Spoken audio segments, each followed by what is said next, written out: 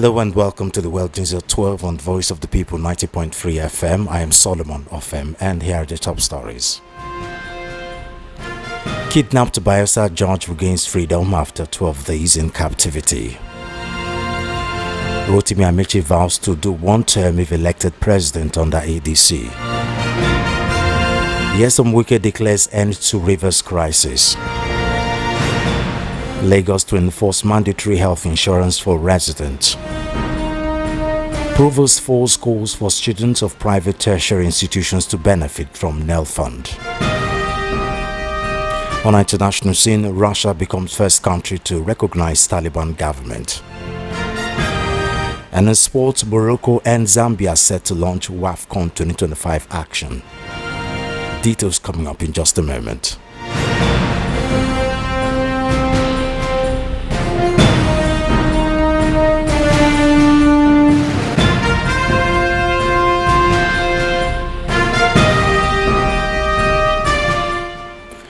A Bayelsa State High Court Judge Justice Ebierin Omokoro has regained freedom after 12 days in captivity.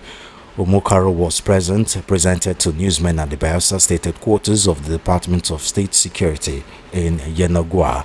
The kidnappers had demanded 300 million equivalent in foreign currency as ransom.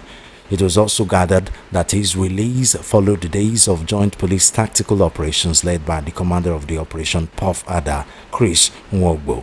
Some of the suspects involved in the kidnapping were identified and traced to Ekeremo local government area of Bayelsa State where Omokoro hails from. The judge's relations had reached out to the families of his abductors and threatened fire and brimstone if he was not released. State Director of the Department of State Services, Oluwatosin Ajayi, and Bayelsa State Commissioner of Police, Idris Idu, told newsmen that Omokoro was released without ransom and unhurt. Looking visibly tired, the judge expressed appreciation to everyone that participated in his rescue effort, saying the last 12 days were confusing. President of the Customary Court of Appeal, Justice Daniel Anya, said Omokoro's rescue is a collective effort of the security agencies, the judiciary, and the state government. A former governor of Rivers State, Rotimi Amechi, believes the power-sharing deal between northern and southern Nigeria should be respected and says he will be a one-term president if given the chance to lead the country in 2027. Amechi, during a televised interview, hinged his decision on national interest. When asked if he would do a single term if he were to be the candidate of the newly floated African Democratic Congress ADC in 2027, he said, "Of course." Nigeria practices an unwritten power-sharing deal between the North and South, rotating the presidency among the two major blocs. The former Minister of Transportation says while former President Muhammadu Buhari did not achieve all his goals, he still performed better than the current administration led by President Bola Tinubu of the All Progressives Congress, APC. He highlighted security and institutional dependence as areas where Buhari outperformed Tinubu.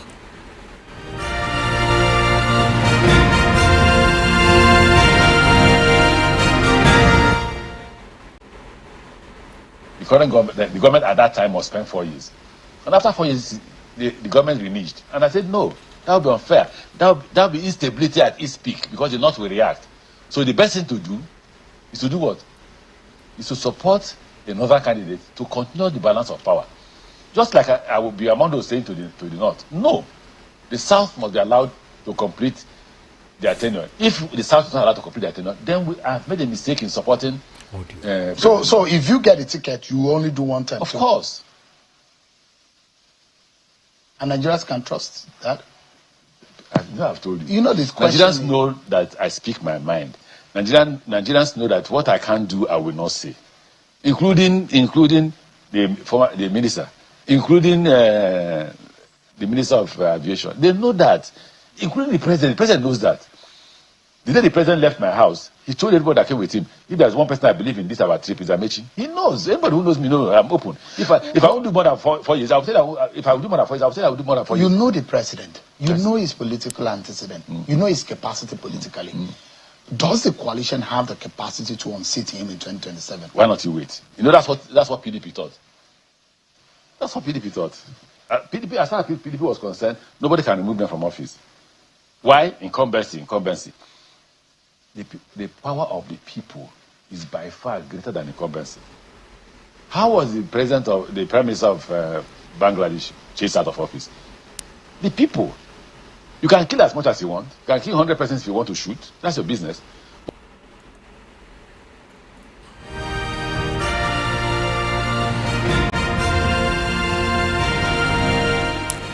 The Federal Capital Territory FCT Minister Nyesom Wike has declared that peace has finally returned to Rivers State, asserting that it owes no one an explanation on the terms of the truce reached with suspended Governor Siminalayi Fubara.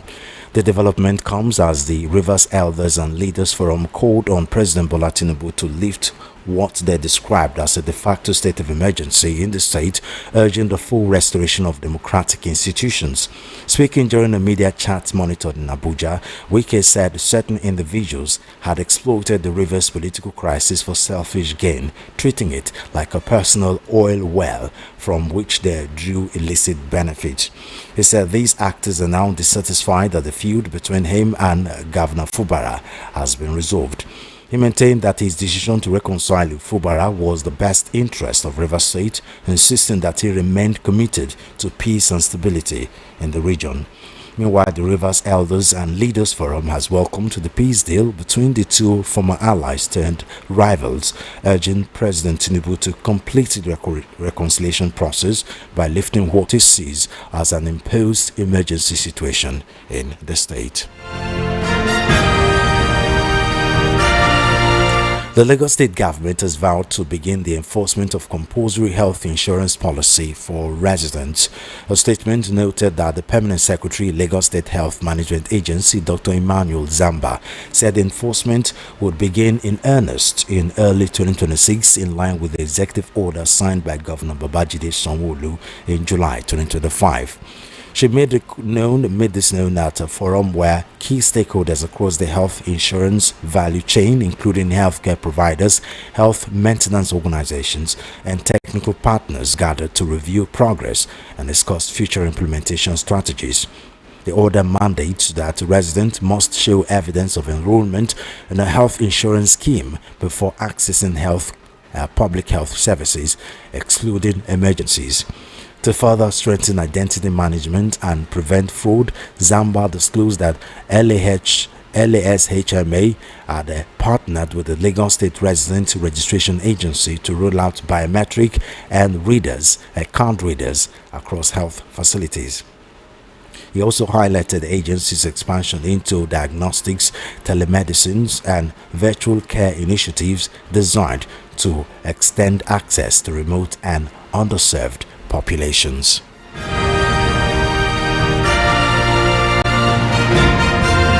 The Kaduna State Ministry of Health on Friday confirmed a diarrhea outbreak at the Government Girls Senior and Junior Secondary School Kawo, affecting 81 students with 15 hospitalized. An investigation conducted by the Kaduna State Rapid Response Team, led by the state epidemiologist Dr. Jeremiah Diako, revealed that the affected students were between the ages of 16 and 17. Diako stated that the students were immediately transferred to a secondary health facility for treatment at General Hospital, Kawo. In response to the outbreak, the State Ministry of Health recommended several preventive measures to avoid future occurrences. These include strengthening disease reporting mechanisms, establishing school-based surveillance systems, standardizing case referral procedures, providing food safety and waste management training, and improving local outbreak preparedness.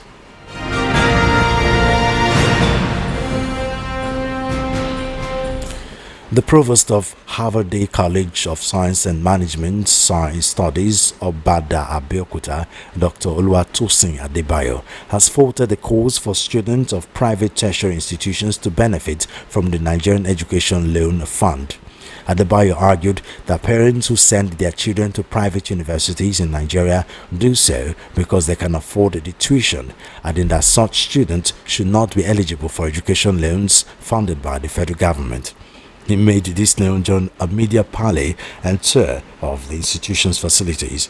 The provost also advised that due to alleged corruption in the student loan disbursement process, any government funding should be paid directly to verified students once the institution confirms their enrollment. Speaking on the controversy that rocked the college 2 years ago regarding the running of unapproved nursing and law programs, Adebayo blamed what he called bad elements for instigating the crisis. He said that although the institution had since stopped running the 2 unapproved courses, it had reapplied to offer them again.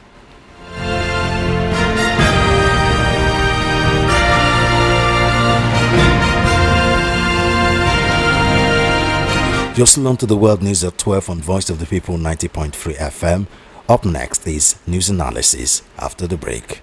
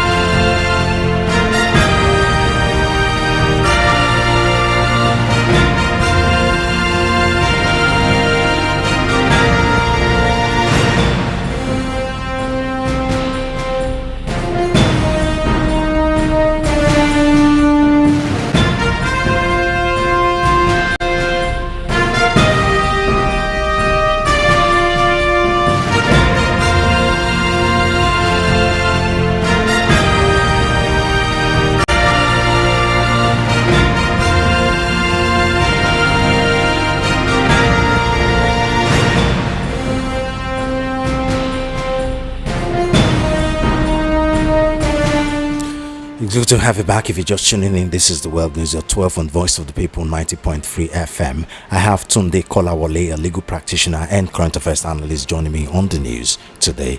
Barrister Kolawole, thank you for joining us on the news today. Thanks for having me, and hope you're coping well with the rain. Yeah, we're trying, and the studio is quite cool too, so but we'll survive.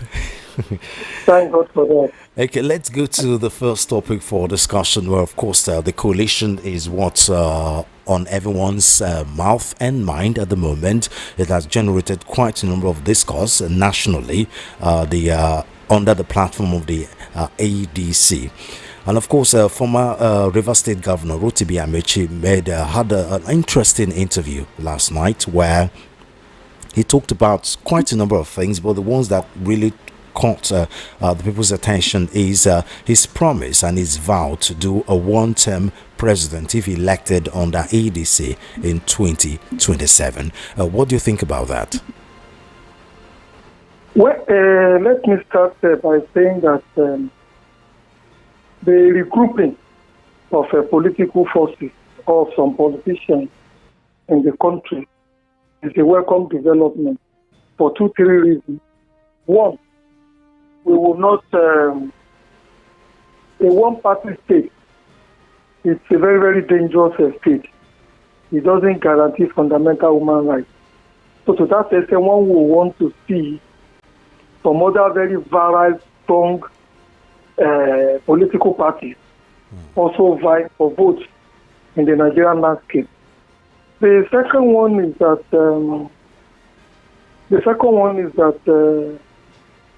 the APC, which is in power today, seeing the alliances and recruiting that is going on, will most likely want to sit up and begin to address the challenges that this democracy is facing and be more serious on the need to deliver the dividend of democracy to the Nigerian people. Where there are no challenges, they could become laissez-faire, they could become uncaring. They will take the Nigerian citizens for granted. Then with regards to the pronouncement of Mr. Rotimi Amechi, well, I don't know on what basis he is saying that. I think it may be based on the assumption that there is a party, the new ADC, would nominate him as his flag bearer, as his presidential candidate come 2027. Where that does not happen, whatever he says now becomes merely wishful thinking. Because when you look at that party, so many people in there are interested in the presidency. I think Peter Obi is with that party now. Yes. I think Atiku is also there. There are some other people. I mean, ADC had the presidential candidate in 2023. The man has also spoken, has been speaking in the media, that he doesn't even, he has not accepted the provision of the ADC platform for these politicians to apply their trade, like he has saying. The man is insisting that he is the political leader of that party, and that whatever Okenwosu, who went into alliance with these politicians, may have done is null and void.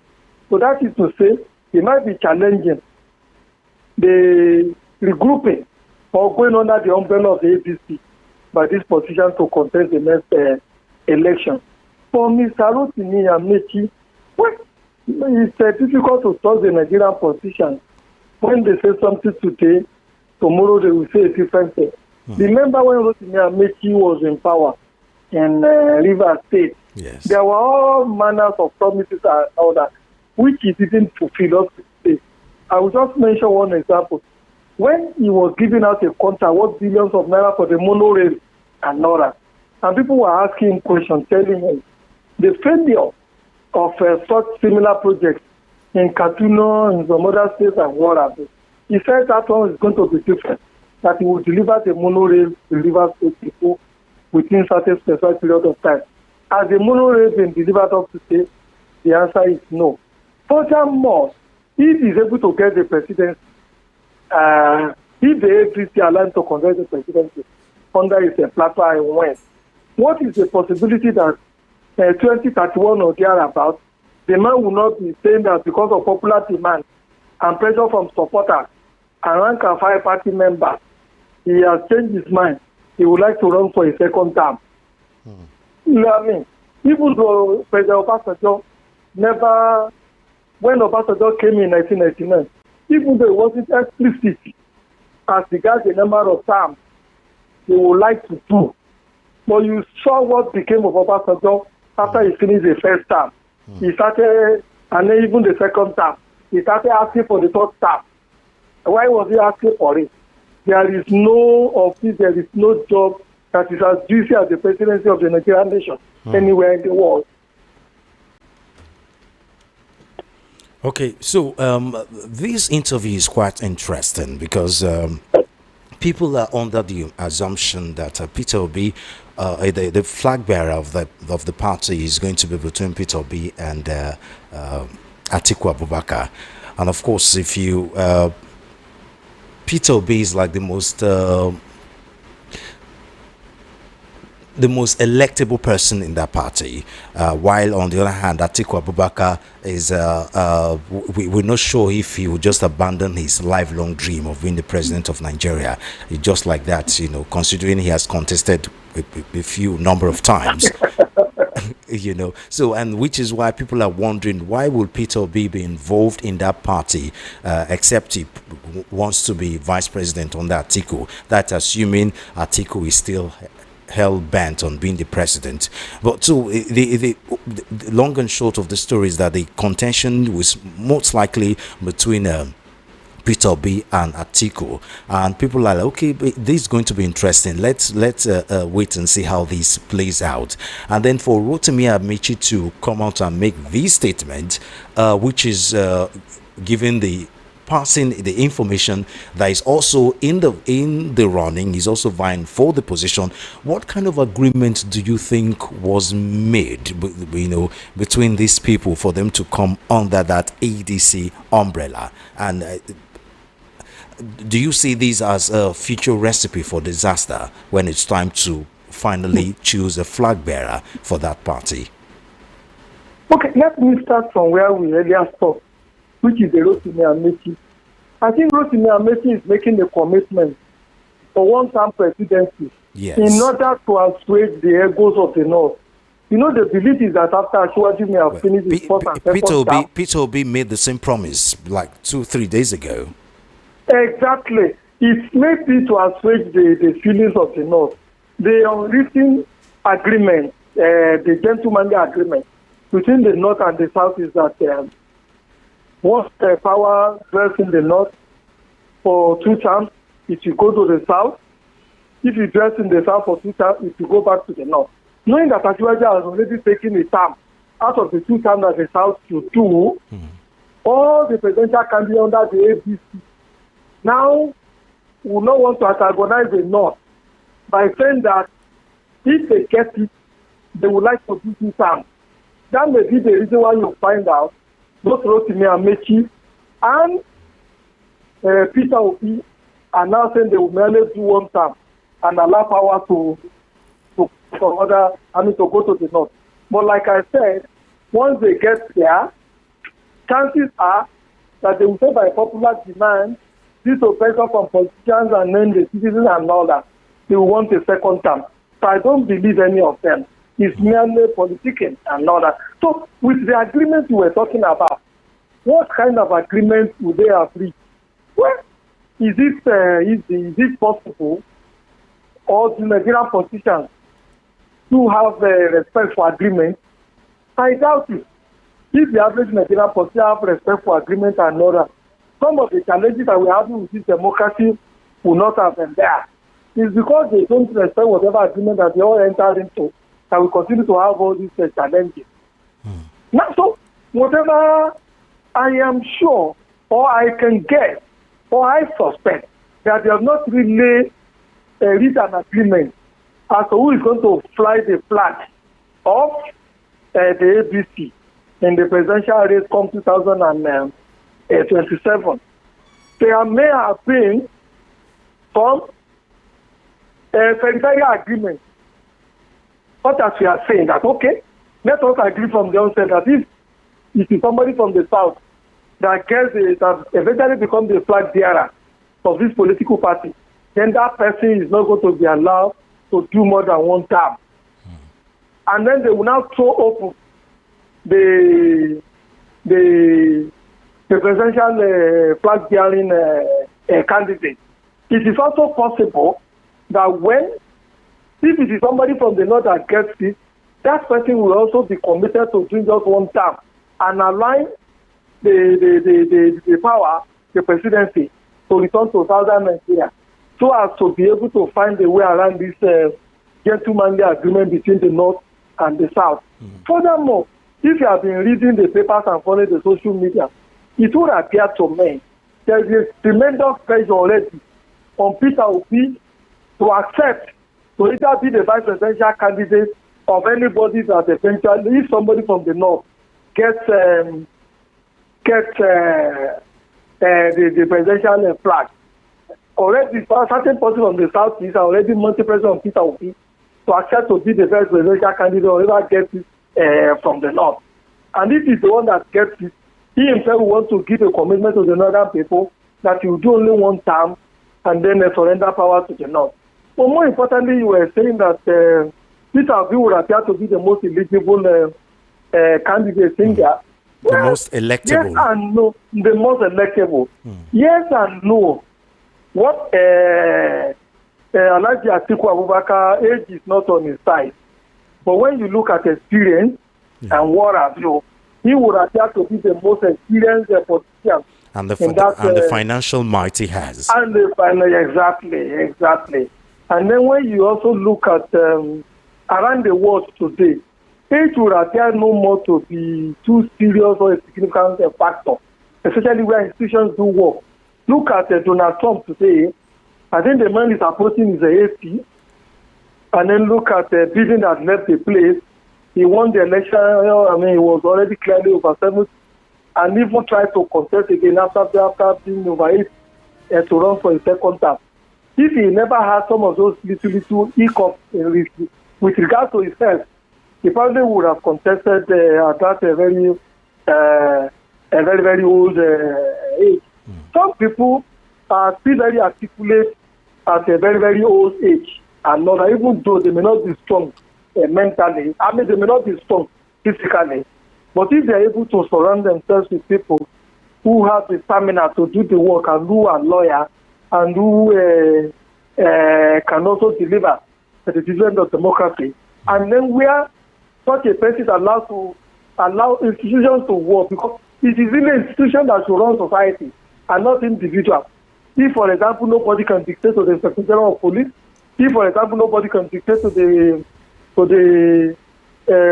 Chief of Army Staff, if the custom is allowed to do this work, if they are to the General of the Federation, he is allowed to interpret and enforce the law the way it should be enforced and other. Then you find that the society will run seamlessly. It will run like an automation, an automated machine with little or no hiccup in there and what have you. So, clearly, this alleged article is still very articulate and what that and other. I don't see anything wrong in him running for the presidency and even winning. The challenges that Peter Obi has is very enormous. It's very enormous. What the kind of movement that brought him out and propelled him, that almost made him clean the presidential office and all that, is no longer there anymore. It has been battered, savagely attacked, and then battered. But there is the obedient movement that are still strong, going stronger, if you ask me. I doubt it. If the obedient movement is very strong, the Labour Party will not have unraveled the way it has unraveled. They will not have allowed all those agent provocaeurs and then divisive elements to wreck the Labour Party. That has nothing to do with the. Will not have gone to APC, the Labour Party on which he ran. That has nothing to do with the obedient movement. That's a party crisis, which kind of the same thing that's happening to PDP. So, on what platform will the obedient movement now fit into APC without resistance from the article movement? Well, that's what it looks like, and that is where like in information we getting is of course the obedient movement have their own criteria presidency before handing over to the north, and then maybe that's where article comes in. I mean, that's the permutation. We're not sure. What age would article be after Peter Obi has finished 4 years? One time 4 years and all that. I think would have been almost approaching is it 85 or 86 or almost going to 90 and all that. We don't have age cap in Nigeria. I know. But when you look around the world and all that, I don't know of anybody who has run successfully for election at the age of 90 and done well in that office. Well, it's common in Africa, and we are in Africa. Where you had the Cameroonian man who said he was ruling Cameroon but was living in France. He was merely governing for Cameroon using proxies and then concessionaires and through concessionaires and outsourcing of power. And see the way he has been removed just recently. Just one small army officer using his own security card and proposing without a whimper and what have you. You think that could happen in Nigeria with all these centrifugal forces in the political arena? I doubt it. My suspicion, and then you also forget, and this is very, very important, that getting the party flag in Nigeria is not by free and fair election. It is a mere bazaar which goes to the highest bidder. Whoever is able to muster the necessary resources and what have you will most likely be the one to get the flag of the ABC come this 2027 election. It is not all this obedience. It is beyond obedient movement. It's beyond obedient movement. Okay, so Nyesom Wike declared end to reverse crisis. Well, what's interesting in it is that, of course, the declared pleas, final return to Rivers State, is certain that they owes no one an explanation on the terms of the truce reached with suspended Governor Siminalayi Fubara. Of course, lots of political analysts are beginning to see this as,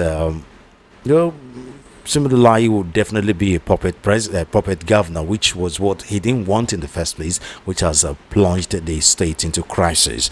And with the truce now in place, and with Nyesom Wike making this comment, do you think that's the case?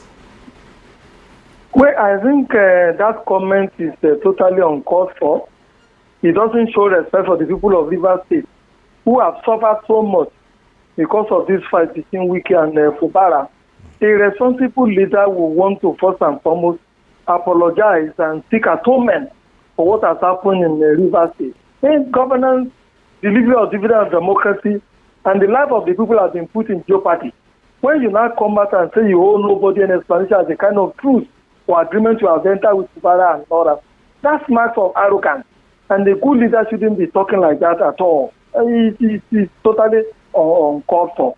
Now, with regards to whatever agreement they may have written, we have, if the social media and the newspapers is anything, the newspapers are anything to rely on. We have seen snippets of those agreements in the media that Fubara will not run for a second term, that Wike will choose or nominate all those who will run for the local government chairman, and that the former speaker or the speaker, whatever they call him, will return there as a speaker of the Rivers State Assembly. We have also been told that we have also read in the papers that we will remain the party leader of Rivers State. That is the PDP, even though he has his two legs in APC, some part of his party will remain and remain the leader of PDP in Rivers State. So when you look at those that are very, very critically and your conclusion is as good as mine, that Fubara is merely going there to mark time. He will be a puppet governor until the remaining years of his terms of stewardship really expires. And I don't envy him because I suspect that whatever agreement that they have reached today will still unravel because Fubara will not be able to function. Every approval that he has to make, every program that he has to get, every program that he has to do. Every appointment, he probably will not have to be carrying the files to Abuja for approval before they could be done. And it has never been helpful at all when you have a situation in which somebody who is busy as Minister of Works is also the one that is going to be calling the shots in Rivers State. Governance will suffer. It will suffer terribly. And then, two, nobody will have respect for Governor Fubara again if that arrangement is able to stay. In fact, I suspect that sooner than later, before he finishes his term of stewardship, there will still be crisis, and then the Rivers State Assembly will just use the opportunity or put banana peels on the ground for him, and then they would impeach him. Look at what is in the paper some few days ago that we were going to kind of install CCTV. I think it's in the government house somewhere, and then that is going to run into billions of naira CCTV. And we are told now that the administrators in there slightly reduced it, but it's still $1 billion that we used to install CCTV in some government facilities and all that. And those are some of the banana peas that the Rivers State Assembly can unearth or can put on the way for him, which will make him sleep, and then they'll just use the opportunity to impeach him. I do think that the fight has degenerated to such a level that there can no longer be any reconciliations between these two people. And like I said, I have never believed that the politicians would ever have respect for any agreements that they have, because the stakes are very high. It is all about power. It is all about influence. It is all about making money. And when you have all this at play and all that, very few people who willingly want to give up such advantages, such privileges, merely because they want to respect an agreement. They want to honor an agreement. They have entered with a subordinate because Fubara is the junior partner in that contraction. Wike doesn't hold him an obligation to respect his agreement. In fact, it is better for Wike to cross Fubara once and for all time as a kind of signal, as a kind of example for whoever may want to be disobedient, may want to challenge his godfatherism in Rivers State in the future. So finally, because of time, the professor of Harvard College of Science and Management Studies, or Bada Biokuta, Dr. Oluwatosin Adebayo, has faulted the calls for students of private tertiary institutions to benefit from the Nigerian Education Loan Fund, NEL Fund rather. Quickly, what do you think about that? Well, if you have been following me in the newspapers, on radio and television, that has been my campaign for years now, since the establishment of these private higher institutions and what have you. When the higher institution is helping the society, is helping the government to take care of some of the responsibilities of educating the citizens. And then when those higher institutions do research, when they come out with innovations and development and all that, is it just the members of their community that benefit from it? The answer is no. It is society at large that benefits from that. And then they are also taxpayers. Those institutions, they pay tax. And it's also very, very expensive to run higher institutions. It is. So, like it is done in other clients, like in US, in Britain, and all that. Harvard is a private university. It gets subvention. Princeton is a private university. It gets subvention and research grants. I should think, and I advocate very strongly, that those things like grants, subventions, and what have you, research grants, subventions, and what have you, endowment, the federal government and the state government should equally be given to all the private institutions that we have in this country.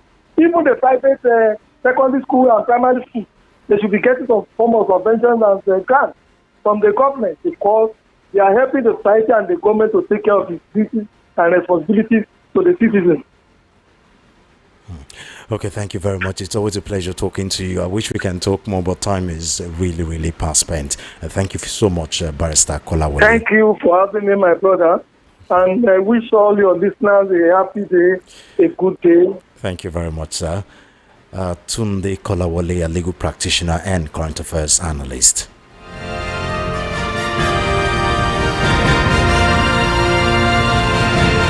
On the international scene, Afghanistan's government said on Thursday that Russia had become the first country to officially recognize its rule, calling it a brave decision. The Taliban swept back to power in 2021 after ousting the foreign-backed government and have imposed an austere version of Islamic law. They have keenly sought official international recognition and investment as the country recovers from 4 decades of war, including Soviet invasion from 1979 to 1989. The announcement was made after Afghanistan's Foreign Minister Amir Khan Matigi met with Russia's ambassador to Afghanistan, Dmitry Zermov, in Kabul on Thursday. Moscow had taken recent steps to normalize relations with the Taliban authorities, removing from them a list of terrorist organizations in April and accepting the Taliban ambassador in Kabul. In July 2024, Russian President Vladimir Putin called the Taliban allies in the fight against terrorism. Russia was the first country to open a business representative office in Kabul after the Taliban takeover, has announced plans to use Afghanistan as a transit hub for gas heading to Southeast Asia.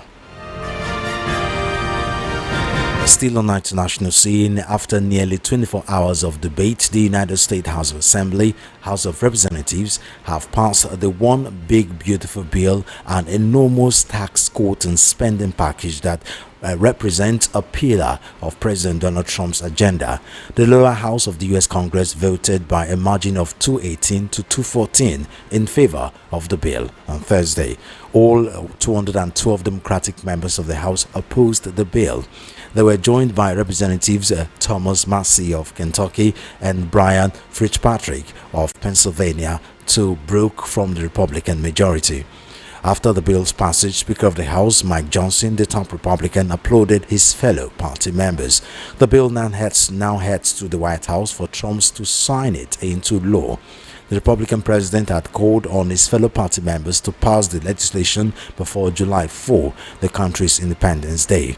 As a result of the new legislation, the U.S. will lift its debt ceiling, the amount the federal government is allowed to borrow, by $5 trillion. The bill also pours tens of billions of dollars into immigration enforcement, one of Trump's top priorities, and will also cement the 2017 tax cuts that Trump championed during his first term as president. To pay for these expenditures, the bill scales back social initiatives like Medicaid, that government health insurance for low-income households, and the Supplemental Nutrition Assistance Program (SNAP), otherwise known as food stamps. The non-partisan Congressional Budget Office has estimated that the bill will increase the number of people without health insurance by 17 million over the next 10 years. And on to sports news. The Women's Africa Cup of Nations WAFCON gets underway this weekend, with host nation Morocco opening the tournament with a Group A clash against Zambia at the Olympic Stadium in Rabat on Saturday night. Morocco were runners-up in the last WAFCON in 2022, and they will look to go one step further this year, though they must first tackle a stiff challenge from the Copper Queens, who finished third in the last edition of the tournament and could be considered dark horses for the title this year. After the opener on Saturday, Sunday features a trio of matches. Senegal and DR Congo clash in Mohammedia in the other Group A fixture in the late afternoon, before Group B takes center stage in the evening in Casablanca. Nigeria, the WAFCON's most successful team with 9 titles, 11 if you include the pre-tournament format, will battle Tunisia in the Larbi Zoli Stadium before Algeria and Botswana cross swords at the Pere Djego Stadium. The Super Falcons last won the Nations Cup in 2018, and coach Justin Madugu has dubbed their goal of reclaiming the title Mission X. Monday brings Group C into focus, with winning champions South Africa battling Ghana in Oja before matchday 1 is completed, with Mali versus Tanzania in Berkane. And that's the news, but before we go, a look at the top stories again. Kidnapped Bayelsa judge regains freedom after 12 days in captivity. Rotimi Amici vows to do one term if elected president under ADC. Nyesom Wike declares end to Rivers crisis. Lagos to enforce mandatory health insurance for residents. Provost Ford calls for students of private tertiary institutions to benefit from NEL Fund. On international scene, Russia becomes first country to recognize Taliban government. And in sports, Morocco and Zambia set to launch WAFCON 2025 action. And that's the news at 12. I am Solomon Ofem. Do follow our social media handles at VOP903FM. Subscribe to our YouTube channel at VOP903FM. Good afternoon, and thank you for listening.